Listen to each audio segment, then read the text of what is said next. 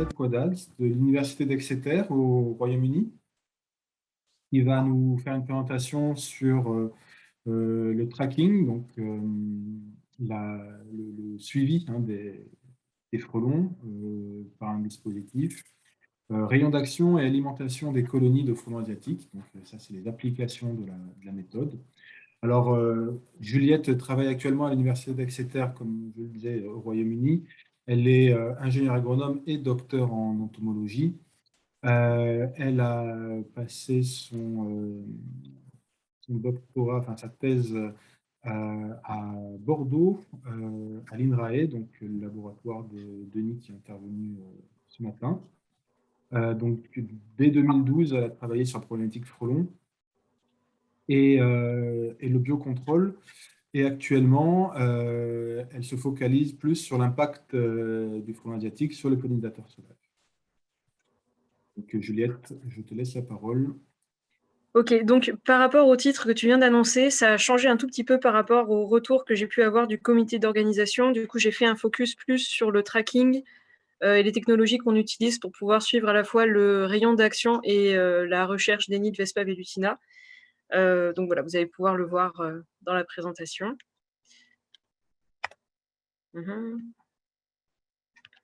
Ok.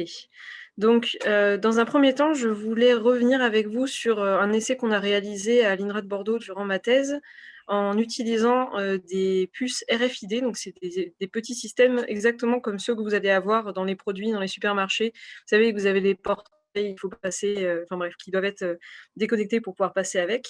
Donc, ces petites puces, en fait, on va pouvoir les placer sur des différents individus de frelons. Donc, nous, on avait réussi à collecter un nid de frelons, de récupérer des individus à l'intérieur, de les taguer pour pouvoir les suivre individuellement et savoir un petit peu à la fois leurs allées et venues journalières, mais également pour essayer de comprendre quel était le rayon d'action de ces ouvrières.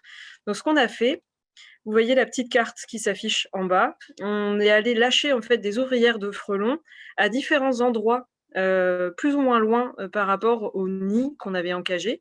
Et on a ensuite enregistré le temps qu'elles mettaient pour pouvoir rentrer à la colonie et si elles y arrivaient à y rentrer. Et ce qu'on a pu observer dans un premier temps, c'est que la distance de lâcher était très importante dans la probabilité de retour au nid. En particulier, quand on est à 500 mètres, voire moins d'1 kilomètre, on a une très très grande majorité des frelons qui sont capables de rentrer à leur colonie. À 2 kilomètres, on tombe déjà à 62% qui sont capables de revenir. Et lorsqu'on est à plus de 5 kilomètres, on a seulement quelques individus, dont moins de 5%, qui sont capables de retrouver leur colonie. Du coup, on en a déduit que dans le contexte dans lequel on était, c'est un contexte urbain, périurbain, avec quelques petites forêts, mais bon voilà, c'est plutôt la zone, l'agglomération bordelaise, le sud de l'agglomération bordelaise. Dans notre contexte, on avait vraiment des colonies qui avaient l'air d'avoir un rayon d'action qui n'était pas au-delà des 2 kilomètres. C'est aussi confirmé par rapport à la longueur des voyages qu'on a pu observer. Donc, ce que vous voyez en haut, c'est un graphe qui représente le nombre de voyages que vont faire les ouvrières suivant l'heure de la journée. Et à droite, vous voyez ici la longueur de ces voyages, ce qui nous permet de savoir que dans la très très très grande majorité des cas, on a des voyages qui sont très courts. En fait, 95% des voyages sont en dessous de 3600 secondes, donc quelques minutes.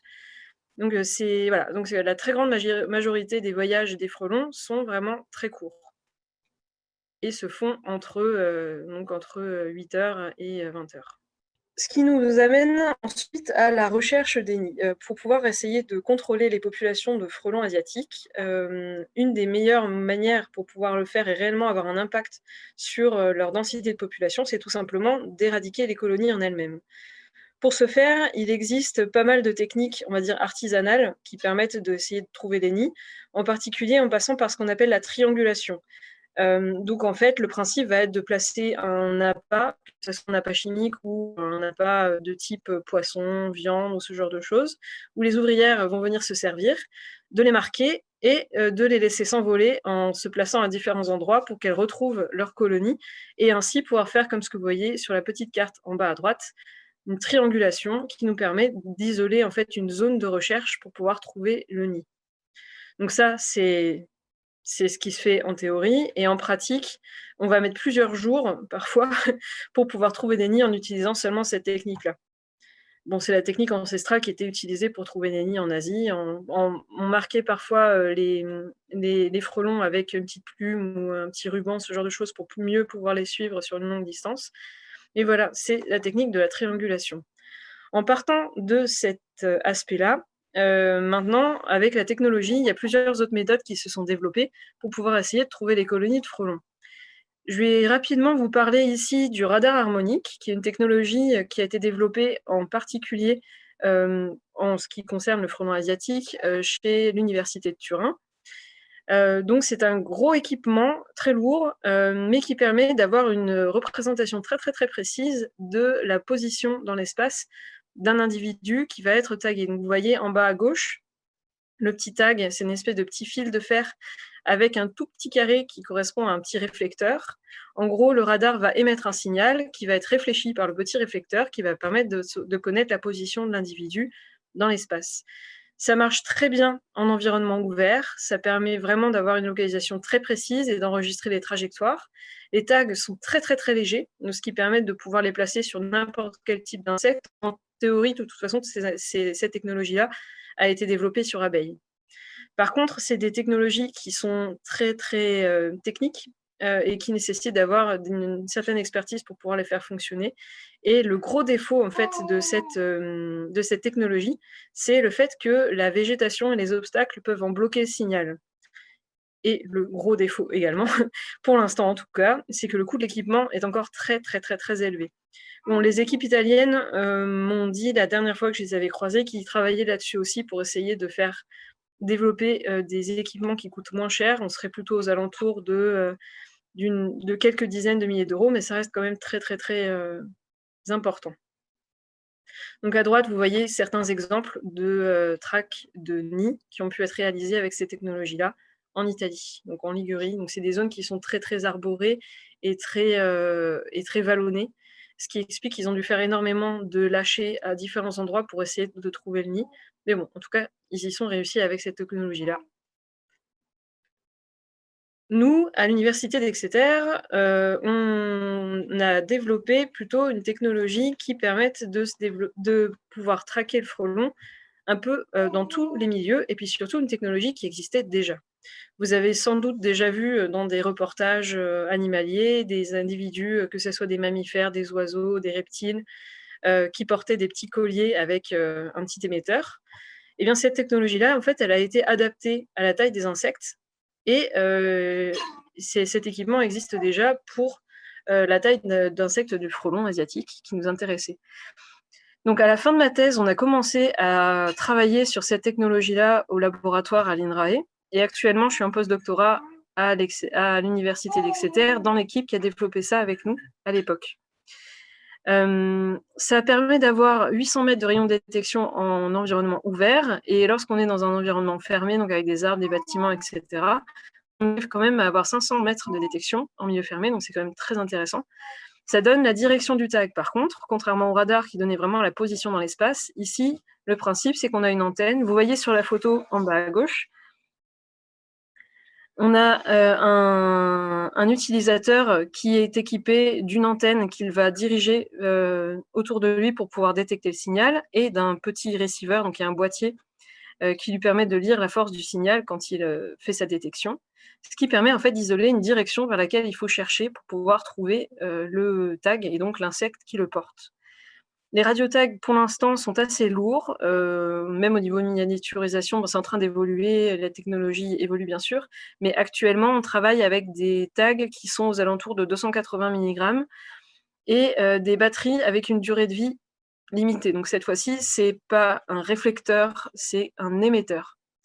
Mais on peut les économiser parce que lorsqu'on travaille avec ces petites batteries, on peut les allumer, entre guillemets, les faire fonctionner ou les arrêter, ce qui permet, entre deux usages du tag, quand on arrive à le récupérer après avoir trouvé le nid qu'on cherchait, on peut récupérer le tag et le réutiliser, ainsi de suite. Nous, on a certains tags qu'on a depuis plusieurs années, par exemple.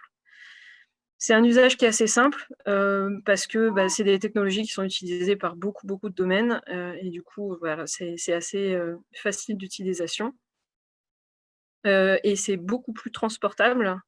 Donc voilà, une personne seule peut tout à fait effectuer une track. Au niveau du coût d'équipement, on est à environ 2 000 € pour l'équipement de base, c'est-à-dire le boîtier et l'antenne. Et les tags actuellement coûtent aux alentours de 150 € chacun. Comme je le disais, c'est en train d'évoluer. Il y a différentes technologies de tags qui sont en train d'apparaître sur le marché, différentes entreprises qui commencent à s'y mettre aussi. Donc on espère qu'avec la concurrence, ça va aussi diminuer les prix. Mais actuellement, c'est le cas. Du coup, je passe sur la suite. Je vais passer maintenant à un aspect un petit peu plus technique. Je vais vous expliquer un petit peu comment est-ce qu'on tag des frelons. Donc ici, à gauche, vous voyez, on a des espèces de plaques en plastique qui nous permettent de pouvoir attacher en fait le tag qui va se situer sous l'abdomen du frelon à la taille de guêpe. Vous voyez à peu près la taille du tag en question.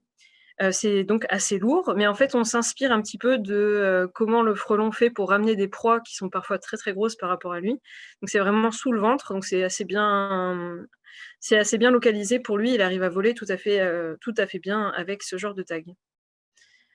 Je vous ai mis ici une photo du boîtier qu'on utilise pour pouvoir effectuer ce genre de track. Donc nous, voilà, on travaillait, on a fait nos essais avec une entreprise qui s'appelle Biotrack ou Lowtech maintenant. Mais il y a d'autres receivers qui existent, d'autres entreprises sur le marché, et du coup, tout est compatible avec tous les types de tags. Donc voilà, il n'y a pas d'histoire là-dessus. Quelques illustrations sur comment est-ce qu'on attache le tag au frelon. Attention, pour pouvoir attacher le tag à un frelon, il faut bien sûr que celui-ci soit endormi, anesthésié ou froid.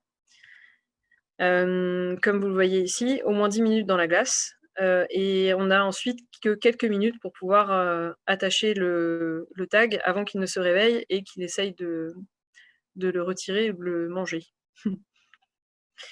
Une fois que notre frelon a été tagué, on va pouvoir le relâcher. Et il faut essayer de le relâcher d'une certaine hauteur, donc pour pas qu'il ait à s'envoler de lui-même avec le tag, pour lui faciliter un peu la tâche, parce que c'est quand même assez lourd.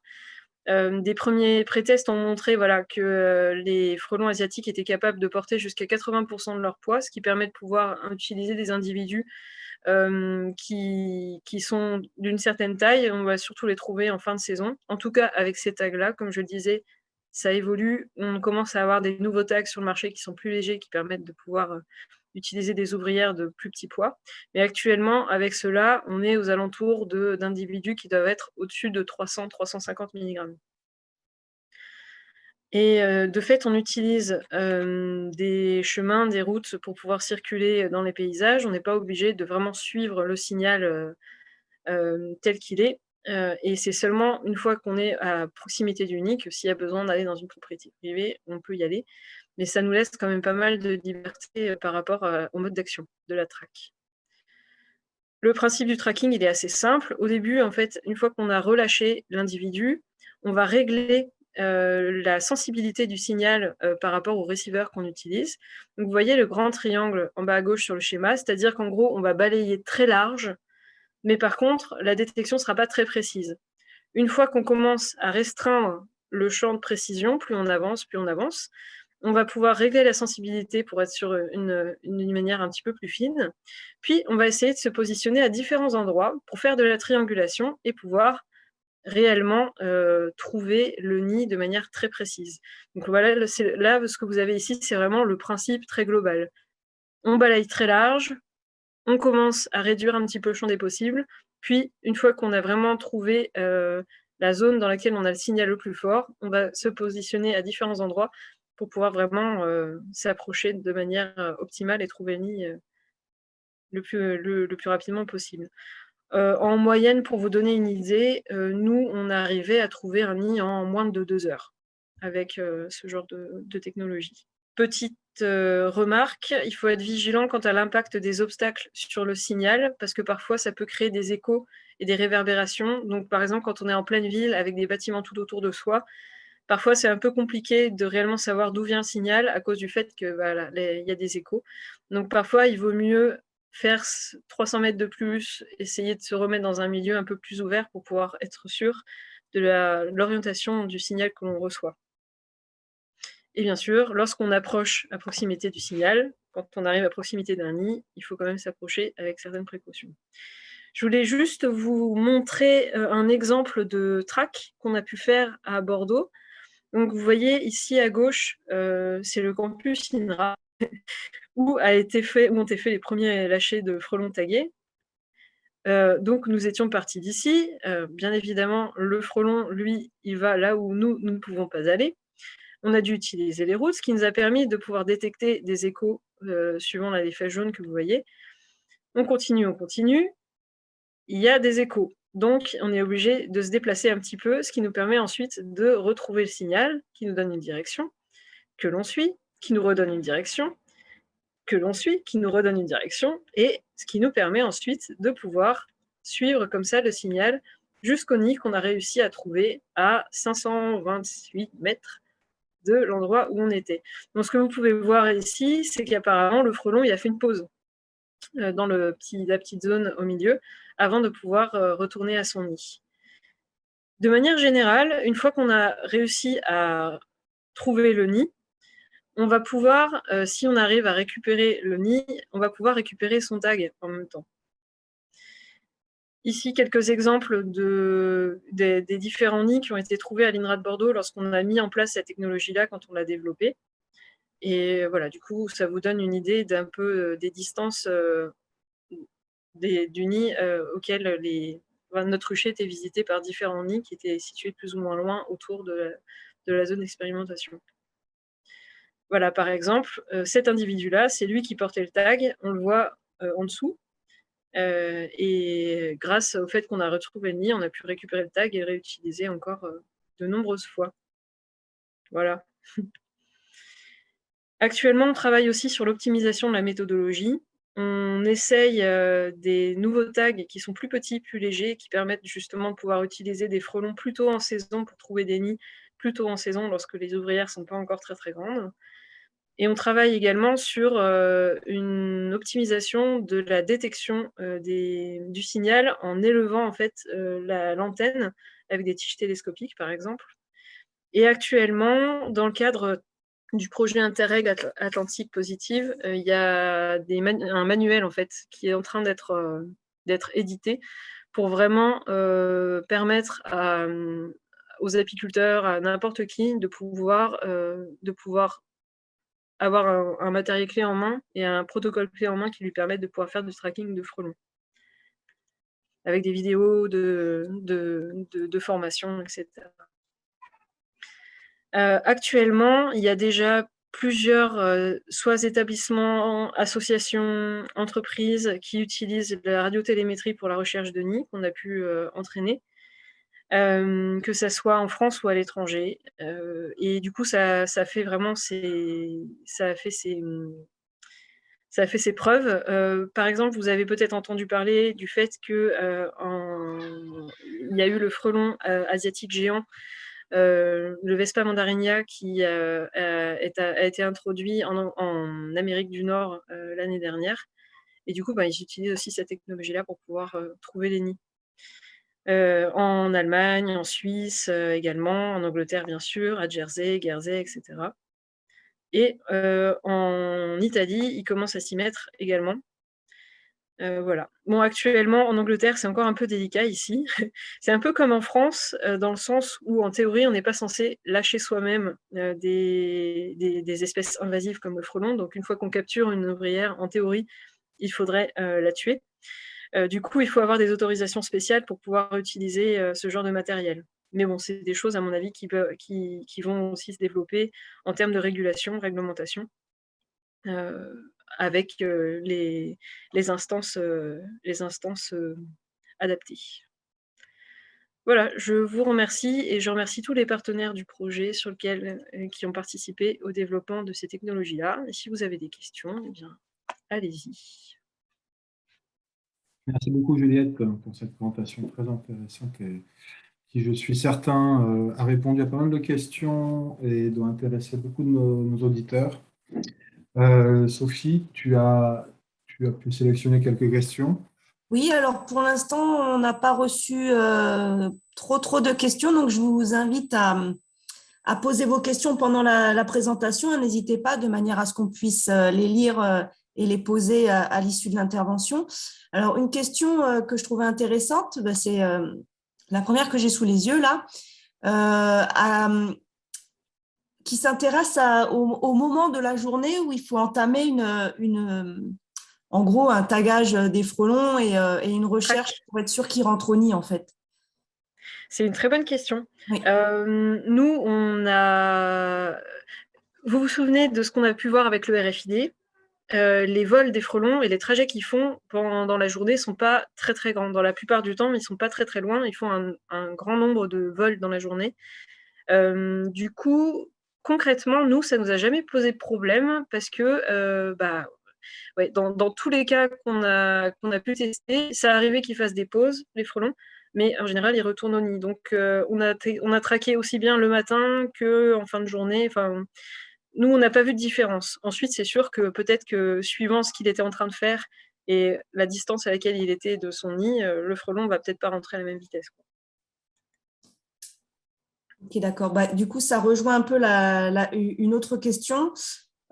Pourquoi le frelon, une fois tagué, met tant de temps à rentrer à son nid? Dans ton exemple, tu parles de 500 mètres de trajet parcouru en 45 minutes. Ouais. Peut-être que le frelon va faire d'autres activités. C'est pas une caméra, donc c'est difficile de répondre à cette question de manière très précise. D'une part, je pense que le frelon sent qu'il a été manipulé, il y a quelque chose qui s'est passé, donc il y a potentiellement pas mal de temps passé à essayer de se nettoyer, donc de se groomer, d'essayer de retirer cette chose qui lui a été accrochée dessus. Il y a potentiellement aussi du temps pour se ravitailler parce que c'est du poids, donc peut-être aussi essayer de chercher des sources de nourriture carbonée pour essayer d'avoir l'énergie pour rentrer au nid. Et ensuite, ça peut être plein de choses, hein. Ça peut être le vent, ça peut être la chaleur, ça peut être peut-être plein de conditions. Voilà. Mais bon, c'est hypothétique dans le sens où tant qu'on ne sera pas capable de mettre une caméra sur le dos du frelon, on ne pourra pas vraiment savoir ce qu'il fait exactement dans ce genre de choses. Ensuite, ce qui peut être intéressant, ce serait de croiser les technologies, d'avoir à la fois un suivi radar qui nous permettrait de savoir exactement où va le frelon avec le tag et de voir si vraiment les trajectoires sont modifiées du fait qu'on utilise un tag ou pas, un tag de télémétrie par exemple. Ça serait des choses à creuser. D'accord.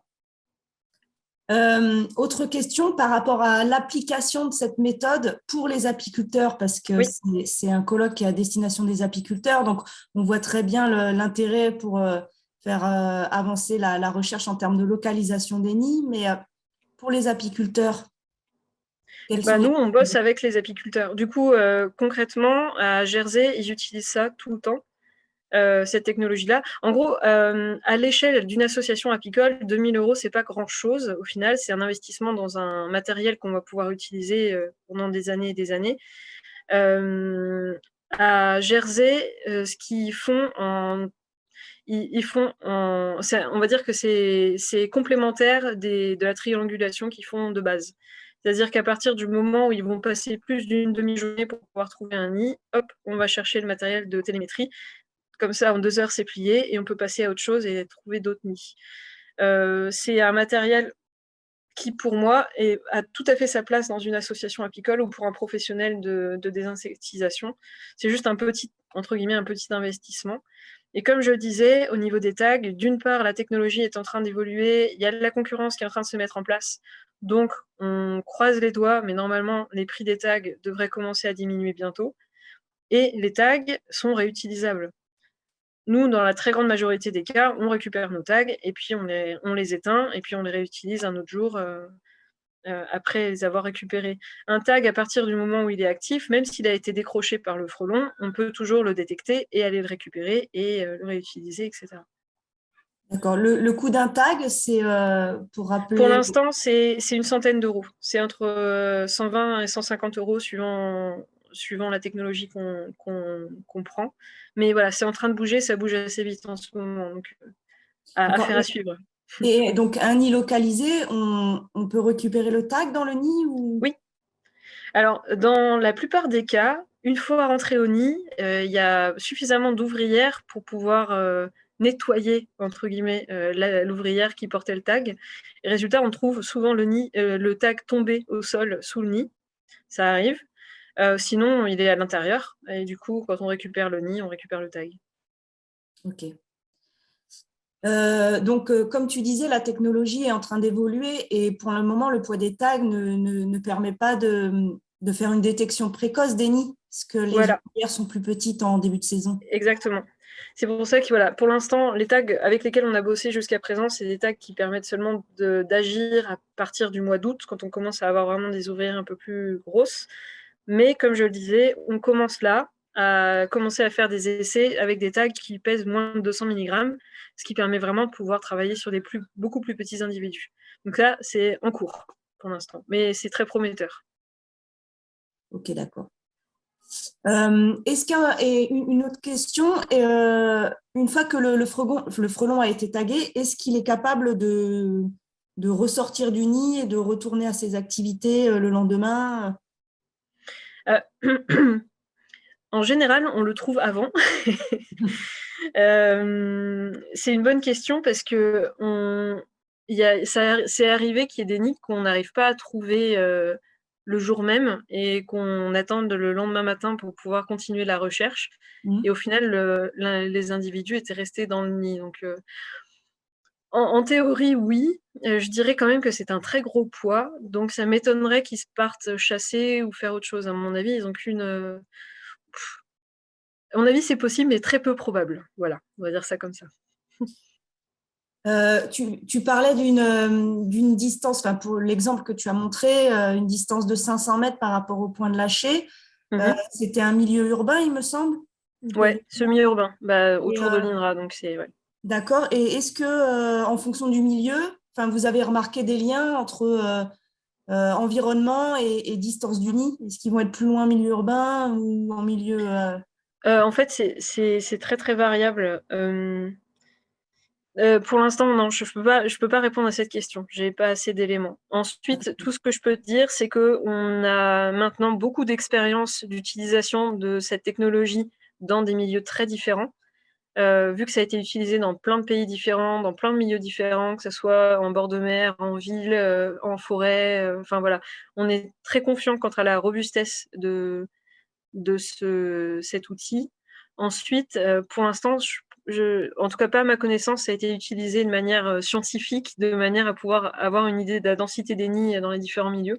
Ça pourrait être super intéressant et ce serait une application scientifique très, très, très chouette à faire avec cette technologie-là. Mais pour l'instant, en tout cas, nous, on focus plus sur un outil pour les apiculteurs, pour trouver les nids et les détruire. On n'est pas passé encore à l'étape on va dire, plus scientifique là-dessus. D'accord. Donc, il y a quand même pas mal de questions sur le forum de discussion, mais qui recoupent assez la partie questions-réponses, et en particulier sur où est-ce qu'on peut trouver le matériel, voilà, comment est-ce qu'on peut... il y a beaucoup de discussions sur le temps nécessaire pour trouver un nid. Est-ce que c'est accessible? Enfin, comme quoi ce n'est pas accessible au niveau individuel, c'est aussi de l'organisation. Voilà, donc, toutes ces discussions aussi qui est très intéressante. Ouais, du coup, je pense avoir à peu près répondu à ça. Sachez que voilà, le matériel qu'on utilise, c'est vraiment le même que celui qui est utilisé par tous les gens qui ont par exemple, qui font du lâcher d'oiseaux de proie ou ce genre de choses, ou du tracking de mammifères, etc. Donc, il y a déjà des entreprises qui en produisent. En Europe, il y en a au moins 3 qui font ça. Ensuite, des gens qui font les tags, pour l'instant, on connaît que 2 manufactureurs. On a un troisième là qui est en train. Enfin bref, il y a pour l'instant peu de personnes encore qui proposent des tags qui sont miniaturisés, mais c'est en train de se développer. Mais voilà, vous pouvez trouver ça en ligne assez facilement. Il n'y a pas, voilà, il n'y a pas plus de questions que ça. Ensuite, c'est mieux d'avoir quelqu'un pour vous former à l'utilisation du receiver. Grâce au protocole step by step le manuel d'utilisation qu'on est en train de développer, ça permettra de pouvoir avoir un outil qui soit facile d'accès pour tout le monde. Mais en attendant, sur Internet, il y a déjà des tutos. Et puis, rien qu'en discutant avec de la LPO ou des associations naturalistes, vous aurez des gens qui savent comment faire fonctionner ce genre d'outils. La seule différence, c'est le fait de l'attacher sur le frelon. Ça, c'est un peu technique. Mais la plupart des apiculteurs sont quand même assez... on a l'habitude de l'insecte en question. Et je pense qu'une fois le coup de main pris, ça se fait assez bien. Nous, on prévoit des formations. L'université d'Exeter, à la base, dans la période avant le Covid, était censée passer en France et faire plus de formations là-dessus. Mais voilà, c'est pas non plus des choses qui sont totalement écartées. Donc normalement, d'ici 2022, il y aura encore d'autres sessions de formation qui seront réalisées, si besoin. Mais bon, de toute façon, avec les manuels, ça devrait se faire assez facilement. Je pense que c'est très accessible comme manipulation.